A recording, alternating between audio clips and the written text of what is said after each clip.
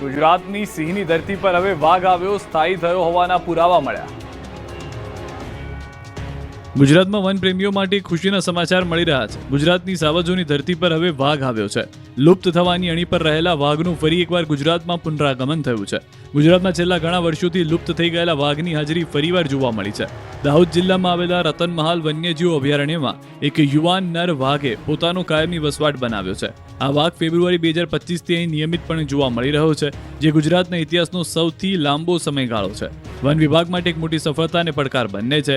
વાઘ કેમેરામાં ટ્રેપ થયો છે, જેનો વિડીયો પણ હાલમાં ખૂબ વાયરલ થયો છે. વન અને પર્યાવરણ મંત્રી અર્જુન મોઢવાડિયાએ પણ ગુજરાતમાં વાઘ અંગે પુષ્ટિ કરી છે. સોશિયલ મીડિયા પર પોસ્ટ કરી લખ્યું છે કે એશિયાઈ સિંહની ધરતી પર વાઘે પોતાનું ઘર બનાવ્યું. 9 મહિનાથી રતનમહાલના જંગલોમાં વાઘ જોવા મળી રહ્યો છે. વાઘ જોવા મળતા હવે દેશમાં ગુજરાત એકમાત્ર રાજ્ય છે જ્યાં વાઘ, સિંહ અને દીપડા એ ત્રણેય મુખ્ય પ્રજાતિઓ જોવા મળી. રત્નમહાલના આ દ્રશ્ય વન વિસ્તાર તેની કુદરતી જૈવ વિવિધતા માટે જાણીતો છે અને અહીં વાઘનું દેખાવું એ વન્યજીવ સંરક્ષણ માટે મોટી સફળતા ગણી શકાય. ગઈકાલે વાયરલ થયેલા વિડીયોમાં ભવ્ય પ્રાણી જંગલમાં ફરી રહ્યો હોવાનું સ્પષ્ટ જોઈ શકાય છે. આ દ્રશ્યથી માત્ર વન વિભાગ જ નહીં પરંતુ રાજ્યના તમામ પર્યાવરણ પ્રેમીઓમાં હર્ષની લાગણી છવાઈ ગઈ છે. આ વાઘને કોઈ પણ પ્રકારની મુશ્કેલી ન પડે તેની વન વિભાગ દ્વારા ખાસ કાળજી લેવામાં આવે છે. વાઘના સંવર્ધન, પાણી અને રહેઠાણ સહિતની વ્યવસ્થા કરવામાં આવી. ભવિષ્યમાં રાજ્યના જંગલોમાં વધુ વાઘ ગર્જના કરતા જોવા મળશે. મહત્વનું છે કે ગુજરાતમાં છેલ્લે 1985માં વ્યારા તાલુકાના ભેસખત્રી વિસ્તારમાં વાઘ જોવા મળ્યો હતો.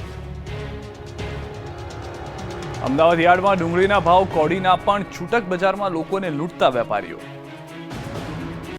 એક સમયે ગરીબોની કસ્તુરી ગણાતી ડુંગળી આજે ગુજરાતના અન્નદાતાઓને રડાવી રહી છે. ખેડૂતોની રાત દિવસની મહેનત ઈડે ગઈ છે. ડુંગળીના મબલક પાક બાદ અમદાવાદ યાર્ડમાં ડુંગળીનું બમ્પર આવક થવા લાગતા ડુંગળી, ચોકલેટ, બિસ્કિટ કે પછી પાણીની બોટલ કરતાં પણ સસ્તી વેચાવા લાગી છે. ડુંગળીના ભાવ કોડીના થઈ ગયા છે. ખેડૂતોને ડુંગળીનો ખર્ચ પણ માથે પડી રહ્યો છે. હાલ અમદાવાદ યાર્ડમાં ડુંગળીને લઈને આવતા ખેડૂતોને કિલો ડુંગળીના 2 થી 10 રૂપિયા મળી રહ્યા છે. ખેડૂતોને 1 મણ ડુંગળીનો ભાવ 70 થી 100 રૂપિયા મળી રહ્યો છે. જો મહત્તમ 50 મણ ઉત્પાદન અને 100 રૂપિયાનો ભાવ ગણીએ તો ખેડૂતોને વીઘે માત્ર 5000 રૂપિયા મળે છે. એટલે કે 40000 રૂપિયાના ખર્ચ સામે માત્ર 5000ની આવક મળી રહી છે. એટલે કે ખેડૂતોને એક વીઘામાં 35000 રૂપિયા જેટલું નુકસાન સહન કરવું પડી રહ્યું છે. ખેડૂતોની માંગ છે કે જો તેમને 1 મણ ડુંગળીનો ભાવ 800 રૂપિયા મળે તો જ તેમનો મૂળ ખર્ચ નીકળી શકે છે. બીજી તરફ સરકાર બાંગ્લાદેશ અને શ્રીલંકામાં ડુંગળી મોકલે તો ખેડૂતોને ફાયદો થઈ શકે છે. હાલ મધ્યપ્રદેશ અને નાસિકથી આવતી ડુંગળીનો મબલક પાક હોવા છતાં અમદાવાદની છૂટક બજારમાં ડુંગળીના ભાવ આસમાને છે. વેપારીઓ, ખેડૂતો અને સામાન્ય જનતાને લૂંટી નફાની મલાઈ ખાઈ રહ્યા છે. પાલનપુરના ખેડૂતો થયા પાણીદાર. 6000થી વધુ હેક્ટર ખેતીને જમીનને પાણી મળશે.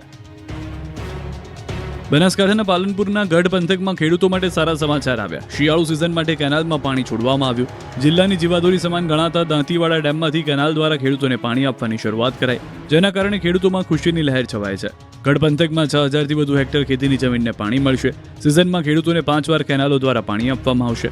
બીજી તરફ પાણી મેળવવા માટે ખેડૂતોને જે પૈસા ચૂકવાય છે તેમાં 2.5 થી 3% જેટલો વધારો પણ કરવામાં આવ્યો છે, જેથી વધારો પરત ખેંચવા ખેડૂતોએ માંગ કરી છે.